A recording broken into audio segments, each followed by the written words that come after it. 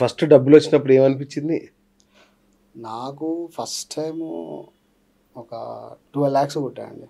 First అంటే ఒక 12 లక్షలు కొట్టాను రీసెంట్గా. అంటే నేను ఆడటం ఎప్పటి నుంచో ఆడుతున్నాను. నేను మీకు ఈ ఆన్లైన్ గూగుల్ పే ఫోన్పే లేనప్పుడే నేను 2012 నెట్ ఎల్ఆర్ అని ఒకటి ఉంటుండే మనకు, ఇంటర్నేషనల్ గేట్వే. నెట్ ఎల్ఆర్లో డాలర్స్లో డిపాజిట్ చేసుకొని మన ఇండియన్ కరెన్సీ డాలర్స్ కన్వర్ట్ చేసి అప్పుడు నేను పర్ మ్యాచ్కి ట్రాన్స్ఫర్ చేస్తుండే. అప్పటి నుంచి ఆడుతున్నాం మేము. కాకపోతే అప్పుడు ఆడుతుండే అంటే సైమల్టేనియస్లీ ఒక మంత్లీ 5 times 10 times అట్లా డబ్బులు ఉన్నప్పుడు ఆడుతుండే, లేకపోతే లైట్ తీసుకుంటుండే. కాకపోతే ఈ కరోనా తర్వాత ఏమైపోయిందంటే విచ్చలు విడైపోయింది. ఇప్పుడు ఎవరికైనా చూడండి, ఫోన్పే మీ ఫ్రెండ్ ఉండు, ఫర్ ఎగ్జాంపుల్ ఒక 5 years బ్యాక్ ఒక 5,000 లేకపోతే ఒక 10,000 కావాలనుకుంటే ఫోన్ చేసి అరే ఒక 5,000 కావాలంటే వచ్చి తీసుకపోరా అనేటోడు. అప్పుడు ఏంది, మనం ఈ ఊర్లో నుంచి ఆ ఊరికి వెళ్ళి వాళ్ళ దగ్గరికి వెళ్ళి తీసుకొని వచ్చేటోళ్ళం, అవునా? ఇప్పుడు ఏమైపోయిందంటే ఈజీ యాక్సెస్ అయిపోయింది. ఈ టెక్నాలజీ వల్లనో ఏదో ఈజీ యాక్సెస్ అయిపోయి అరే ఒక 10,000 పంపిరా అంటే సరిపోతాయా 20,000 కొడుతాడు. ఆ 20,000 ఏం చేస్తాడు, బెట్టింగ్ యాప్లో ఆడుతాడు. మీకు ఎప్పుడు పోయింది? పోయినప్పుడు ఎట్లా ఉండే మీ పరిస్థితి? పోయినప్పుడు అంటే ఫ్రస్ట్రేట్ అయినాము. మా బ్రదర్ చనిపోయినప్పుడు అయితే ఒక 6 months నేను మనిషి కాలేదు. ఫస్ట్ నేనే వెళ్ళిన. వాడికి ఏంటంటే బ్రో ఏ విషయమైనా నాతో షేర్ చేసుకుంటాడు. వాడు పొద్దు ఎంత క్యాల్కులేట్ ఉంటుండే బ్రో, రోజు ఏం చేస్తున్నా అనేది ఒక డైరీ మెయింటైన్ చేస్తుండే. అంత డబ్బు పోగొట్టుకున్నా, అంత చేసినా, లేదా అంత ఫ్రస్ట్రేట్ అయినా ప్రతిరోజు వాడు ఒక చికెన్ ముక్క తిన్నా అది బుక్లో రాసేవాడు. ఈరోజు నేను 20 grams చికెన్ తిన్నా. మళ్ళీ హెల్త్ కాన్షియస్, అసలు బాడీ ఎట్లా మెయింటైన్ చేస్తుండే అట్లా ఒక రితిక్ రోషన్లా ఉంటుండే. అంత స్మార్ట్గా, అంత యంగ్ ఉంటుండే. కాకపోతే ఫైనాన్షియల్ క్రైసిస్ వల్ల, లేకపోతే ఇంట్లో ఫ్యామిలీ ఇష్యూస్ వల్ల ఏమైందో తెలీదు. నాకు అప్పుడు ఏంటంటే కొంచెం నాకు ఇంట్లో ఫంక్షన్ ఉండే, ఒక 2 days నేను మాట్లాడలేదు.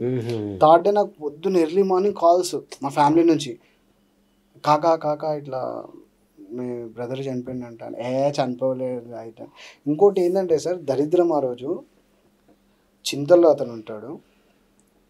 బ్రదర్ చనిపోయిన రోజు డిపార్ట్మెంట్ ఎవ్వరు లేరు. ఆ రోజు ఇది ఏమంటారు, బాలనగర్ ఫ్లైఓవర్ ఓపెనింగ్, కేటీఆర్ వస్తుండు, బందోబస్తు మొత్తం ఇక్కడ ఎవరు. ఇంకా ఆ రోజు పోస్ట్ మార్టం అవ్వలేదు. ఏంటి అసలు చనిపోయే మనిషే కాదు, సూసైడ్ చేసుకొని చనిపోయాడు. మీకు ఎప్పుడైనా థాట్స్ రాలేదా? అంటే వచ్చినాయి అట్లాంటి థాట్స్. ఎందుకంటే ఒకటి బ్రో, ₹1 ₹2 కాదు, లాక్స్ పోగొట్టుకున్నాము, వచ్చినాయి. కాకపోతే మాకు ఒక రీసెంట్గా నాకు ఒక 5-10 years నుంచి ఒక ఫ్రెండ్ పరిచయం అయ్యిండు, గౌడ్ సాప్ అని, ఈ వెల్ విషరు అని. తను ఏమన్నాడంటే ఒకటే సజెస్ట్ చేసిండు.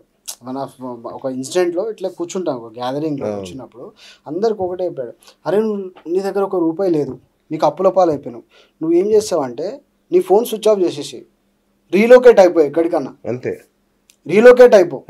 ఒక 6 months 1 year రీలోకేట్ అయిపో. అప్లోడ్ అయితే ఇంటికి రాడు కదా, నువ్వు రీలోకేట్ అయిపో, ఉండు, హ్యాపీగా ఉండు, కొంచెం అమౌంట్ సంపాదించుకున్నాక రా, ₹10 ఇచ్చేటప్పుడు ₹2, ₹1,00,000 ఇచ్చేటప్పుడు 10,000 తీసుకుంటారు. నువ్వు చనిపోవడం వల్ల యూజ్ లేదు అని తను చాలా, అంటే మెంటల్గా చాలా వెరీ గుడ్, చాలా సజెస్ట్ చేసిండు. సీరియస్గా బెట్టింగ్లో ఆడిన ఒక అబ్బాయి ఇప్పుడు మా ఆఫీస్లో డ్రైవర్గా చేస్తున్నాడు. మంచి సాఫ్ట్వేర్ ఆ స్థాయిలో ఉన్న వ్యక్తి, మంచి కుటుంబం, లక్షలు నష్టపోయి ఇల్లు అమ్మే. నీకు ఒక విషయం చెప్పాలా బ్రో, సర్వే పెట్టండి, నేను ఛాలెంజ్ చేస్తున్నా. ఆఫీస్లో 100 మంది ఉంటే 75 మంది బెట్టింగ్లు ఆడతారు. అది ఏ ఇండస్ట్రీ అయినా పర్లేదు, అది ఎక్కడైనా పర్లేదు, అది ఏడైనా చూపించండి నాకు, చెప్పండి. వాళ్ళ దాంట్లో బెట్టింగ్ యాప్ లేకపోతే నేను సగం గుండు కొట్టుకుని వెళ్ళిపోతా. అట్లా ఎడిక్ట్ అయిపోయారు జనాలు, అట్లా అట్రాక్ట్ చేస్తున్నాయి ఇన్స్టాగ్రామ్ అని, అదని ఇదని, ప్రతి ఒక్కడు ఆడు బ్రో. ఇంకోటి ఇక్కడ ఈజీ మనీకి అలవాటు పడడానికి ఒకటే రీజన్ బ్రో. ఫర్ ఎగ్జాంపుల్ మీకు ఒక 10 కోట్లు మీ అకౌంట్లో ఉన్నాయి, అవును, ఓకే, 10 కోట్లు మీ అకౌంట్లో ఉన్నప్పుడు మీకు ఏం కావాలి? నెక్స్ట్ ఎంజాయ్మెంట్ కావాలి, ఎంటర్టైన్మెంట్ కావాలి. ఎంటర్టైన్మెంట్ మూవీకి వెళ్తాడా? ఓకే, సరే, ఒక గోవా ట్రిప్ వెళ్ళిండా, స్విట్జర్లాండ్ వెళ్ళిండా, ఓకే, ఒక మాల్దీవ్స్కి వెళ్ళిండా, ఒక ₹1,00,000 ఖర్చు అయితే, ఓకే, ఒక 10 లక్షలు ఖర్చు పెట్టుకుంటాడు, ఎంజాయ్ చేస్తాడు, వచ్చేస్తాడు. కాకపోతే ఈ మధ్య ఈ బెట్టింగ్ యాప్స్ వల్ల ఏమైపోయిందంటే అదొక వ్యసనం అయిపోయి ఎంటర్టైన్మెంట్ అయిపోయింది జనాలకి. అరే ఇట్లా ఒత్తుతుంటే ₹1,00,000 వస్తాయి, ఇట్లా ఒత్తుతుంటే 50,000 వస్తాయి. అది ఏమైపోయిందంటే అన్ఎక్స్పెక్టెడ్, అంటే వాడికి తెలిసో తెలియకనో సైకలాజికల్గానో వాడు ఎడిక్ట్ అయిపోయింది ఆల్మోస్ట్. ఇంకా బ్రో మీరు నేను వెళ్దామంటే వెళ్ళండి, సిటీలో ఉన్న ఇప్పుడు మీరు బంజారా జూబ్లీస్ ఏ కాఫీ షాప్ అనుకోండి, ఓకేనా, ఒక్కోసారి ఆ సరౌండింగ్లో ఒకసారి అబ్జర్వ్ చేయండి. ఒక 100 మంది ఉంటే 75 మంది బెట్టింగ్ యాప్ ఆడుకుంటూనే కూర్చుంటారు. 75 మంది 100లో ఆడుకుంటూనే కూర్చుంటారు. ఆడు రమ్మీ ఆడతాడా లేకపోతే ఇది ఆడతాడా ఏది ఆడతాడా ఏముండదు, ఆడుకుంటూ కూర్చుంటారు. మేము క్యాండీ క్రష్ ఆడుతుంటాం ఖాళీ టైం. అట్లా అలవాటు అయ్యి నువ్వు క్యాండీ క్రష్ ఆడితే జీరో కదా, నీకు మనీ రాదు. ఇప్పుడు ludo, candy crush, okay candy crush saga ఇవన్నీ ఉన్నాయి, అవి నీకు డబ్బులు రావు కదా. ఇప్పుడు నువ్వు టెంపుల్ రన్ అన్నావు, టెంపుల్ రన్లో డబ్బులు రావు. అదే ఇప్పుడు ఈ స్లాట్స్ అని గేమ్స్ అని ఉన్నాయి కదా, సేమ్ అట్లే టెంపుల్ రన్ ఇట్లనే, ఓకేనా. ఆ ఒత్తుతుంటే నువ్వు బ్రో నేను చెప్తున్నా కదా 5 పైసల నుంచి నువ్వు బెట్టింగ్ ఆడవచ్చు. ఎంత? 5 పైసలు. 5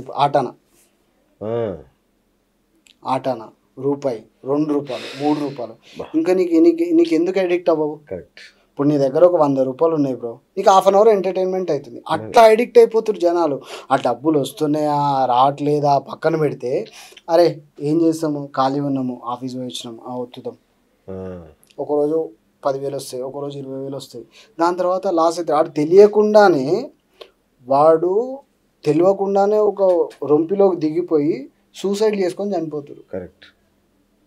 ఇప్పుడు ఇంకోటి మీరు అన్నట్టు ఇంతకుముందు అన్నారు కదా, సొసైటీలో ఫ్రీనెస్ ఉండాలి, ప్రైవసీ ఉండాలి.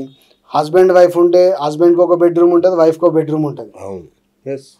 వాడు ఏం చేస్తాడు, వానికి ఒక ₹1,00,000 లాస్ అయింది, ఇంకో 1,00,000 వేసుకొని పోయి పక్క రూమ్లో కూర్చొని వచ్చుతుంటాడు. అవును. అట్లా ఎడిక్ట్ అయిపోయి చాలా మంది సూసైడ్ చేసుకుని వాడు చనిపోతుంటే ఎందుకు చనిపోతున్నాడని తెలియదు ఎవరికి. అవును. Hi friends, thank you for watching this video. ఈ వీడియో కనుక మీకు నచ్చినట్లయితే దయచేసి లైక్ చేయండి, షేర్ చేయండి. ముఖ్యంగా మా ఛానల్ 24/7 న్యూస్ టీవీని సబ్స్క్రైబ్ చేసుకోండి. ఆ తర్వాత మీ విలువైన అభిప్రాయాల్ని, మార్పులు, చేర్పులు, కావాల్సిన వీడియో ఏమన్నా ఉంటే మన వీడియో కింద కామెంట్ సెక్షన్లో కామెంట్ రూపంలో తెలియజేయండి. నమస్కారం, సాయిదంచిక మాట్లాడుతున్నాను. ప్లీజ్ సబ్స్క్రైబ్, షేర్, లైక్ చేయండి 24/7 టీవీ ఛానల్. హాయ్ నమస్తే, నేను మీ Sonia Akula. Please subscribe to 24/7 news TV. Hi అండి, అందరికీ నమస్తే, నేను Mankota Prasad. Please do subscribe 24/7 news TV.